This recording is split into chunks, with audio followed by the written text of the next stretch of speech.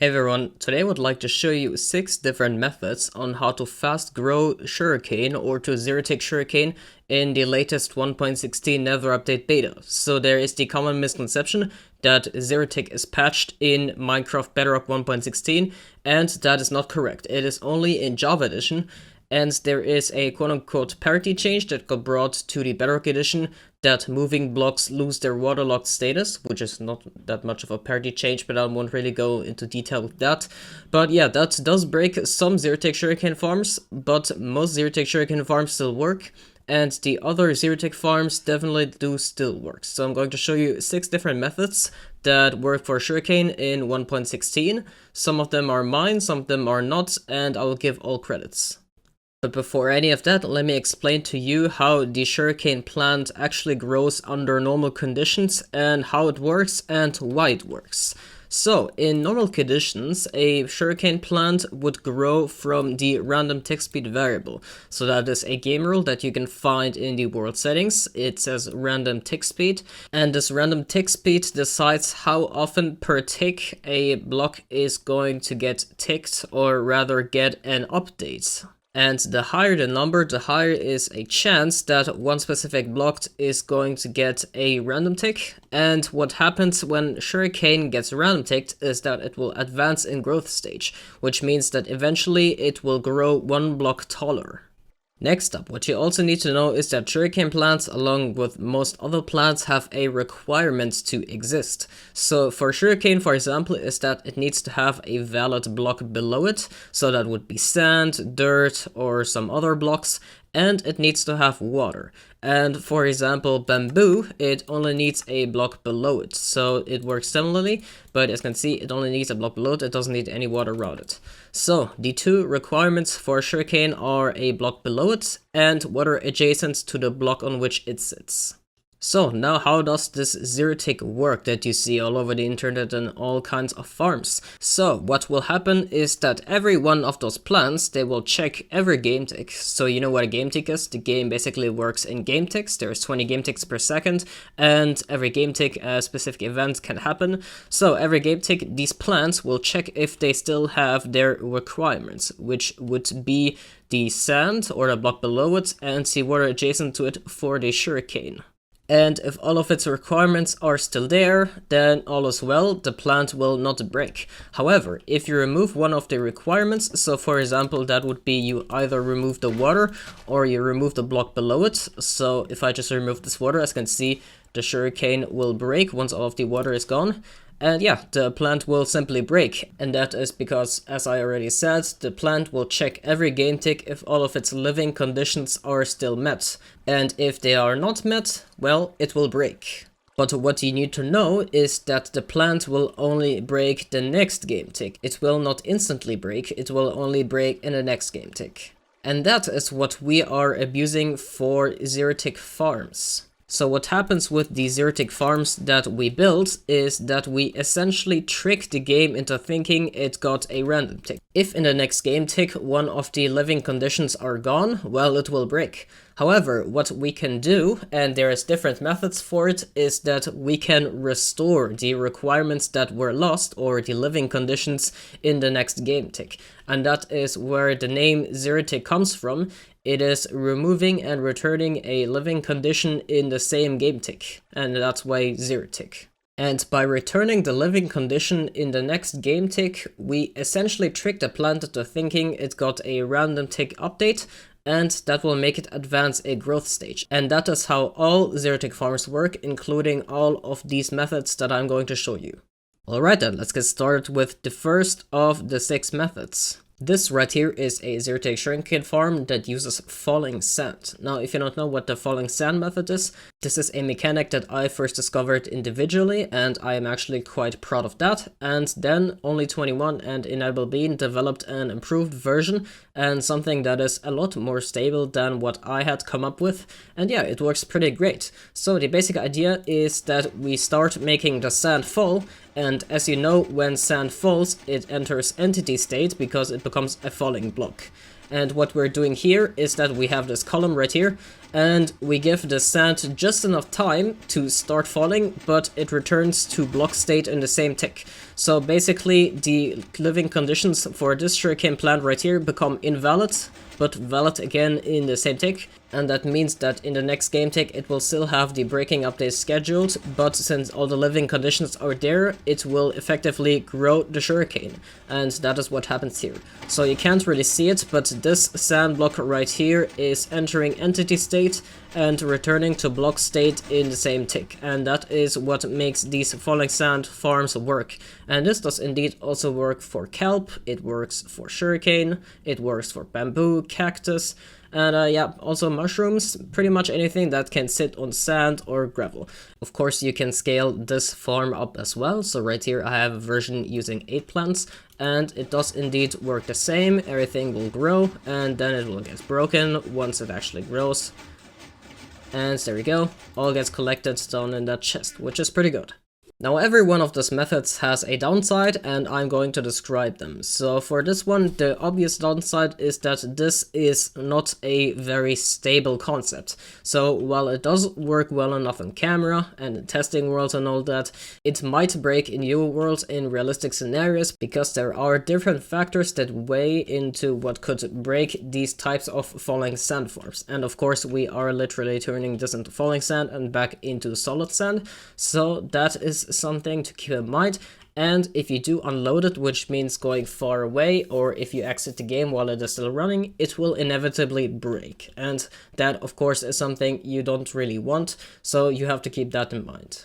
Alright, this next method is using double dispensers, and this is basically just having 2 water sources with one being off all the time, and then just the other gets turned on, and we basically shift back and forth the water source from left to right, and that will in turn fast grow the sugarcane.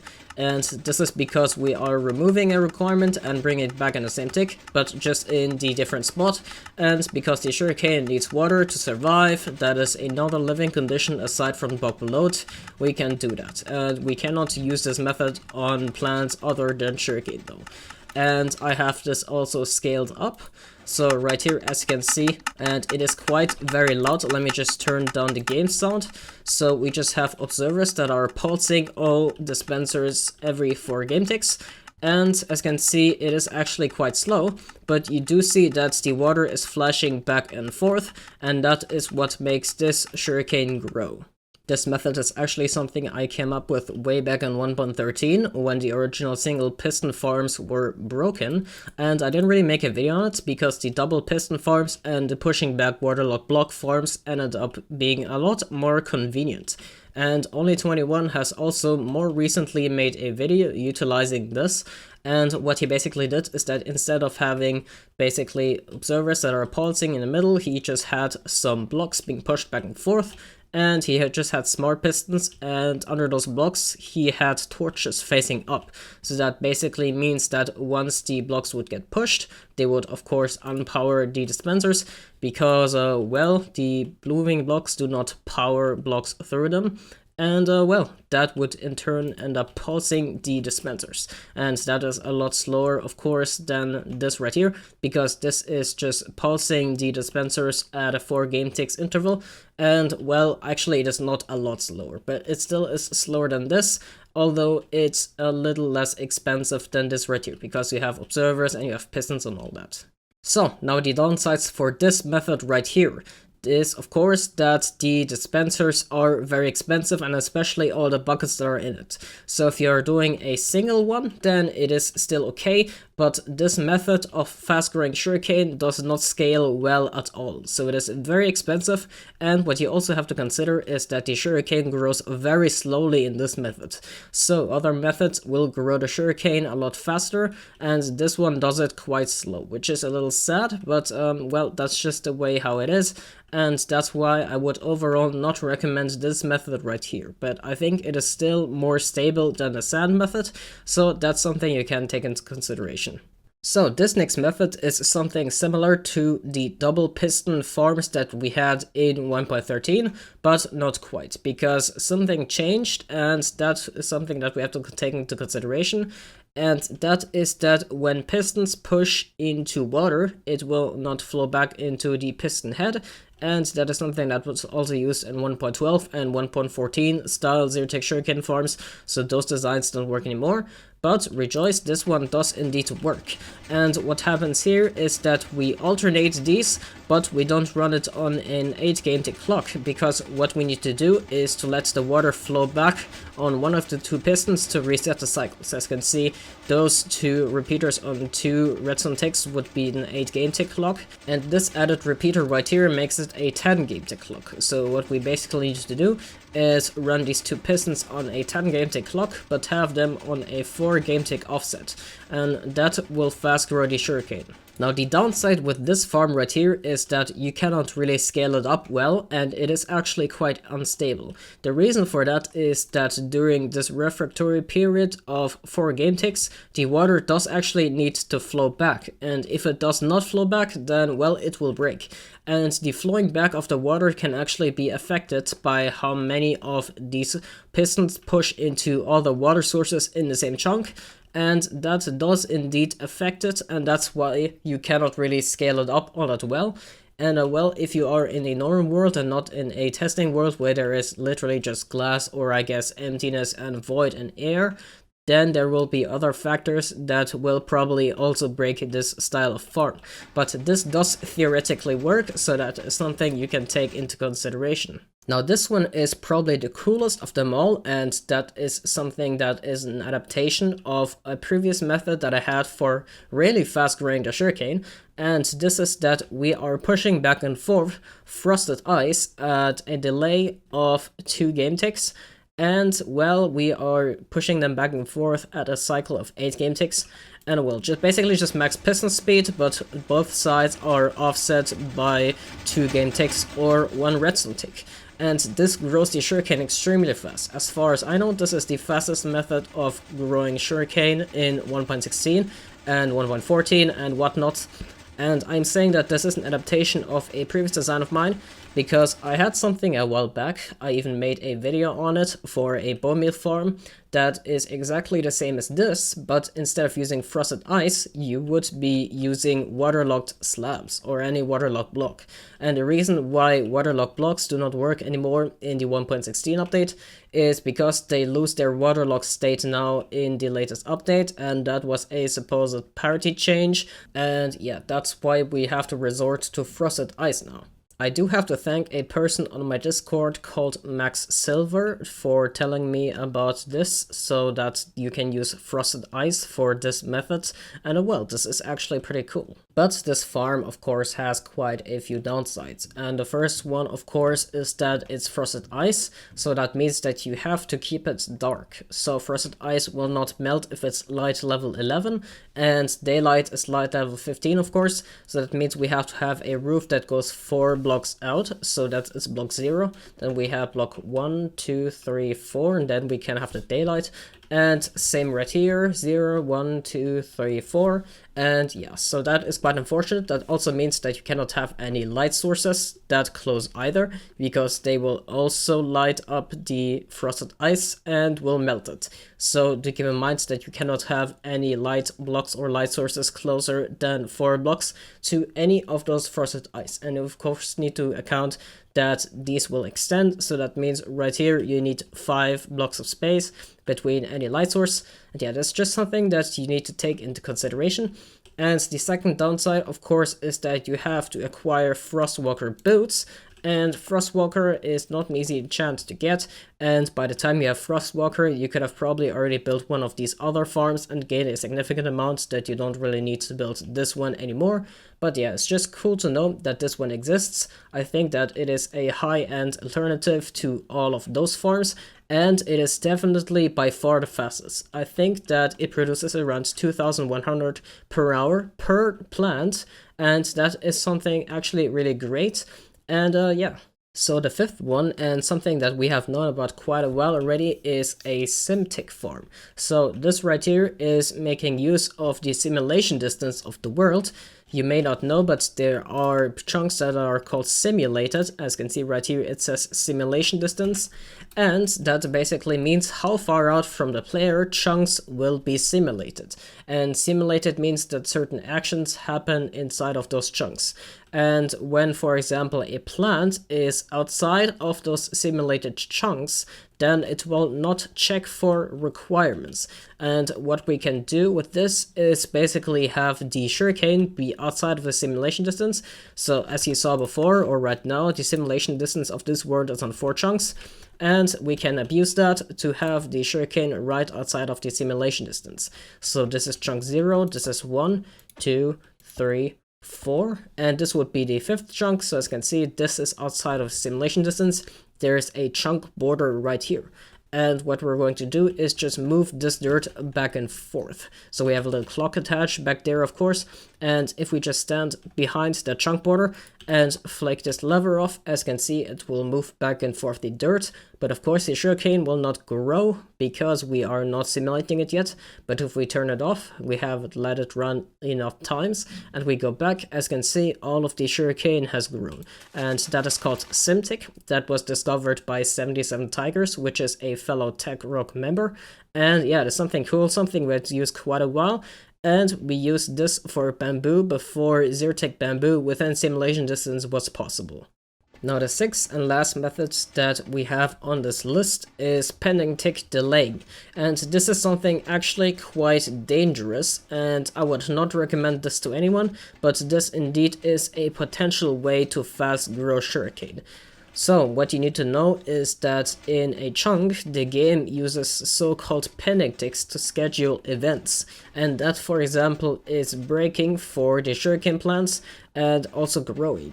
And what we can do is that we can push these magma blocks back and forth, and it will basically overload the chunk with so many updates that the list of pendingTicks will grow. And it will basically allow us to remove one of the requirements of the Sugarcane and bring it back before the game has the time to catch up with the scheduled pendingTicks. And yeah, that's basically how this method works. What I've set up right here is a piece of sand, and well, basically sand uses pendingTicks to determine when it is going to fall. So as you can see right now, it takes a really long time before it falls, and that means it's safe for us to move the blocks below the Sugarcane. Now this method is not exactly stable. As you can see, sometimes it will pop off, but if I have luck, it will eventually grow. And we can just turn this off for a second, and as you can see, it does take a long time to catch up on the pendingTicks, and we will have to do this a few times over. This is why it is a not very viable method, because it does take a little more expertise, and the setup may vary depending on what the world looks like, etc. So I would definitely not recommend this to anyone, but this is just proof of how it works. So let's just wait for the sand to float a little bit more, and yeah, as you can see, it did indeed grow, and that is how this entire method works. I'm just going to turn this off now. This is something that was discovered by a Billy user, and I'm going to link in the description. And this pendingTick machine right here, this just generates pendingTicks, is from only 21, so I will have that linked in the description as well. One note about this though, this is extremely dangerous to use in your world. Do not use this in your world, because if you do leave it on, it will overload your chunk with pendingTicks, and that can actually lead the world to having problems to save the chunk. And once that happens, then you will be able to start back up the world without using an external tool to delete the pendingTicks, etc. So I would definitely not recommend to use this pendingTick delaying method, and in fact I will not take any responsibility if you break a world using this, so please don't do it. So those are all the zero-tick Sugarcane methods in 1.16 that I have to show. Of course, there are most likely even more ways to fast grow Sugarcane. When we thought that we had discovered all methods to fast grow any plant, we discover another way, and that is something pretty cool. But those are the ways that we currently do know about. and I'm not going to make a tutorial on any of those, or, well, explain any further how to build them, because we're still in a beta, things are subject to change, and well, I do hope that you enjoyed the video, and if you do really want to build one of those, then I guess just take a look at it, go back in the video, and it should be fairly easy enough to build. So, thanks for watching. I hope I clarified that Zero-Tick Sugarcane is not gone in the 1.16 Nether update beta for Minecraft Bedrock Edition. Make sure to subscribe if you find this interesting, because I have more technical Bedrock content on my channel, and bye!